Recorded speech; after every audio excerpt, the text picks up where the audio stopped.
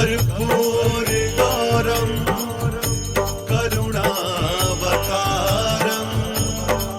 संसार सारं भुजगेन्द्रहारं सदा वसन्तं हृदयारविन्दे भवं भवानी सहितं नमामि।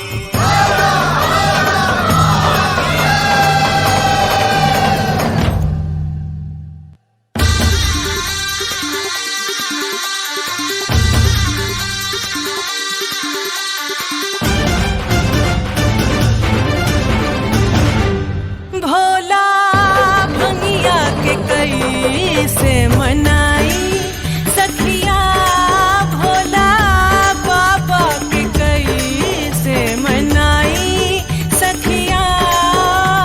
गरबा में शिव के नाग बिराजे, कटवा में डमरू डम डम बाजे। ओम नमः शिवाय, हरि ओम नमः शिवाय। गरबा में शिव के नाग बिराजे, कटवा में डमरू डम डम बाजे। फूल बेल पातारी चढ़ाई सखिया, भोला बाबा के कई से मनाई सखिया। गदधा तरक दनक तक दगता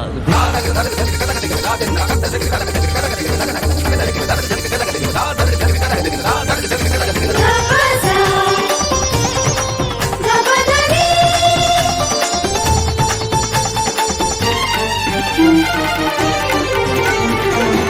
महल अटारी शिव के मन ही न भावे, सेज सवारी शिव के मन ही न भावे।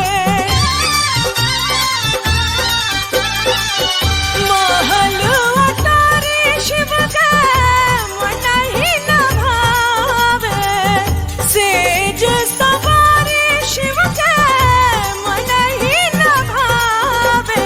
महल अटारी शिव के मन ही न भावे, सेज सवारी शिव के मन ही न भावे। बस बैल कह पाई सखिया, भोला बाबा के कई से मनाई सखिया।